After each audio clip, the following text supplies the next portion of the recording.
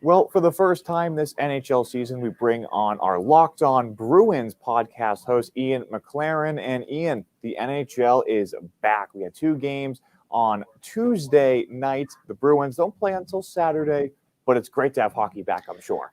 It is, yes. And two former Bruins kind of got things going last night with Danton Heinen scoring the first goal of the regular season for the Penguins and Ryan Donato scoring the first goal in Seattle Kraken history. So some interesting Bruins connections there to start the season, even though Boston doesn't play until Saturday.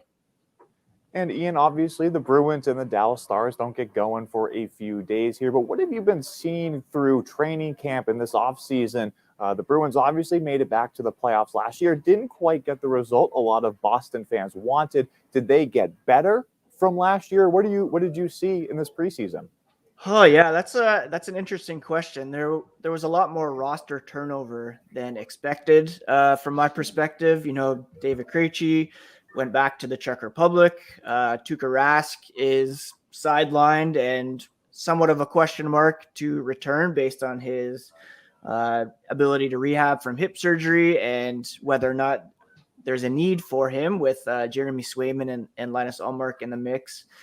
They added Nick Foligno, Eric Haula, Thomas Nozick to kind of add some depth to the forward group, and added Derek Forbort on defense, a former first-round pick, to kind of solidify things in the back end. I think the biggest acquisition, not really an acquisition, but re-signing was Taylor Hall for sure. He adds some very high-end skill to the forward group. And, you know, if you add it all together, I think they're pretty much around the same level they were last season. For sure a playoff team in my mind, but whether or not they can get past the other formidable teams in the Atlantic Division in the postseason is still a bit of a question mark.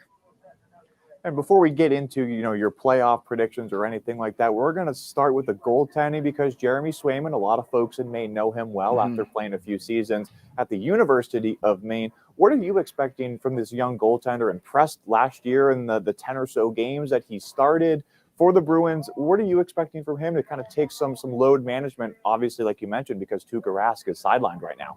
Yeah, I mean, it looks like he's in line to get the opening night start based on the goaltender's performances in training camp and through the preseason.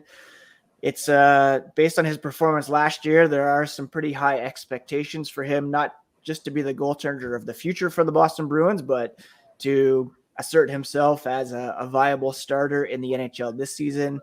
You know, best case, he challenges for the Calder Trophy as the NHL's Rookie of the Year and wins a bunch of games and posts a high save percentage for Bruce Cassidy and the team this season. But, you know, it's probably more realistic that he maybe makes 30 to 40 starts and just kind of helps carry the load alongside Ullmark for the time being. Whether or not Rask comes back, it might mean that Swayman is sent to the AHL for the back half of the season. But I think, yeah, he certainly has all the confidence and skill in the world to be a very good goaltender for this team. And I think, yeah, he's really going to continue to surprise a lot of people with his performance. Well, we've made it this far and haven't even talked about the Bruins' perfection line with David Pastrnak, Brad Marchand, and Patrice Bergeron. What are you expecting from arguably the greatest line in the NHL this season?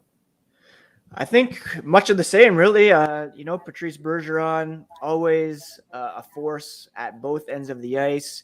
He was denied his record-setting fifth Selke Trophy last season. Probably be in the running for that again as the best two-way forward in the NHL, even at 36 years of age. David Pastrnak and Brad Marchand entered last season coming off some pretty significant surgeries, but this time around they're both healthy. If the preseason is any indication, they're already playing at a high level. The chemistry is there. I would expect Pastrnak to once again challenge for the Rocket Richard Trophy as one of the NHL's top goal scorers. Brad Marchand perhaps challenging for 90 to 100 points once again, and it looks like all motors are running on that top line, and the Bruins certainly need them to be near the best line in the NHL for them to have some success this season.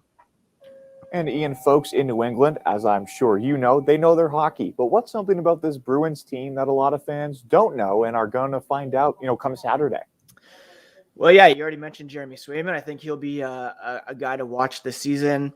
I think there's still some question as to whether Taylor Hall was a good investment. I think he is going to come out and be even better than he was last season.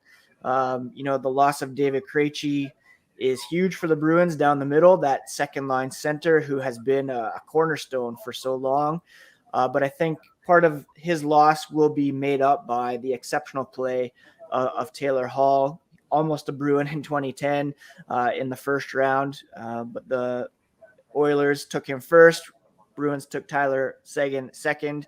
And I think it's kind of coming full circle, and he's really going to be a star for the Boston Bruins this year.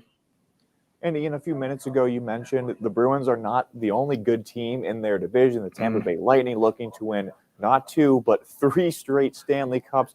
What are the Bruins going to have to do this season to take down this juggernaut we've seen in the Atlantic Division the past couple of years?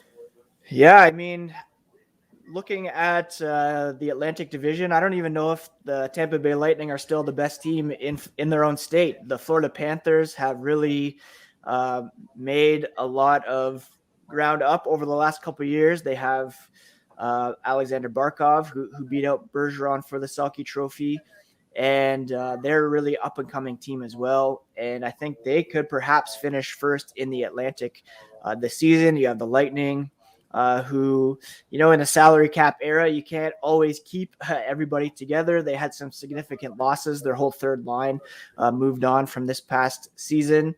They're still going to be a force, though.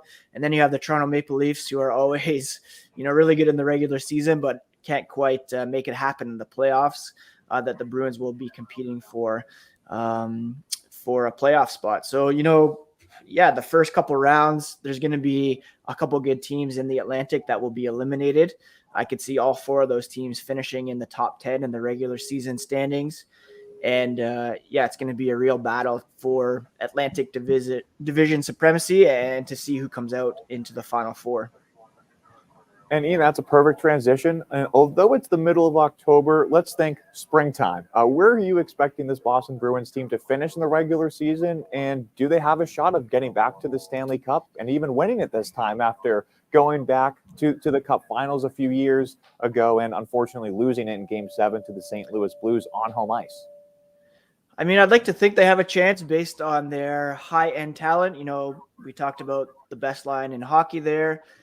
Taylor Hall in the mix. Charlie McAvoy is looking to take a next step in his career as a Norris Trophy candidate, finalist, perhaps even winner this season. I think the Bruins probably finish in, third, maybe fourth in the Atlantic, and that would set up, a difficult road to get out of the Atlantic, having to beat 2 of Florida, Tampa, and Toronto. I could see them getting to the second round for sure. It might be a bit difficult to get past that once again. It all depends on whether or not Tuukka Rask resigns and if they can add some high-end talent at the trade deadline. They do have the talent to get out of the Atlantic and make it to the Stanley Cup final, but it's going to be pretty tough to have to go through the Atlantic Division if we're being honest here. Well, Ian McLaren will have the latest insights and news from the Boston Bruins all season long. You can catch them here on News Center Maine, or you can follow him on the Locked On Bruins podcast, and you can listen and download that anywhere you get your podcast. Ian, thanks for hopping on. I'm sure we'll be seeing you soon. Yeah, thanks for having me. Great to chat.